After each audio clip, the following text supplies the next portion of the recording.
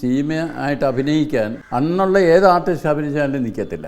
അങ്ങനെ ആകുമ്പോഴാണ് ശശി ഒരു തന്നെ കാണിച്ച ഒരു സ്റ്റില്ല്, അത് സീമയുടെ സ്റ്റില്ല കാണിച്ചപ്പോൾ ഞാൻ പറഞ്ഞടാ ഈ പെണ്ണ് കൊള്ളാമല്ലോ.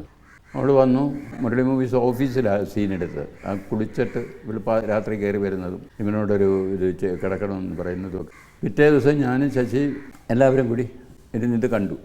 ഇത് കണ്ടപ്പോൾ ഞാൻ പിന്നെ ഇത് കൊള്ളാം, ഇവിടെ കൊള്ളാം. കാര്യം ഒന്നാമത് ഫ്രഷാണല്ലോ, ഇവിടെ നമുക്ക് ഫിക്സ് ചെയ്യാമെന്ന് പറഞ്ഞു. അങ്ങനെ ഒരു കഥാപാത്രത്തെ ചെയ്യുന്ന അവൾക്കൊരു പ്രശ്നമായിരുന്നില്ല. ഞങ്ങൾ റഷസ് കണ്ടുകൊണ്ടിരിക്കുമ്പോൾ ബിസിനസ് പറഞ്ഞു ഷെരീഫ് ചുണ്ട് എന്ന് പറഞ്ഞു. ചുണ്ടിത്തിരി വലുതാണല്ലോ ഇവിടെ. അപ്പോൾ ഞാൻ പറഞ്ഞു ചുണ്ട് നമുക്ക് സിനിമാസ്കോപ്പിൽ എടുക്കാം സാരമില്ല. അങ്ങനെ ഒരു തമാശയൊക്കെ പറഞ്ഞ് വന്നിവിടെ ഫിക്സ് ചെയ്തു. ഇത്രയും കാലം ഈ പെൺകുട്ടി മദ്രാസിൽ ജീവിച്ചിട്ടും സിനിമാക്കാരും ഒരു ഹീറോയിനായിട്ട് കണ്ടെത്താൻ കഴിയാതിരുന്നത് ഇതിൽ അഭിനയിക്കാൻ വേണ്ടി ജനിച്ചതാണെന്ന് തോന്നിപ്പോവും. അതൊരു നല്ലൊരു കോൺട്രിബ്യൂഷനാണ് സീമയെ സംബന്ധിച്ചിടത്തോളം.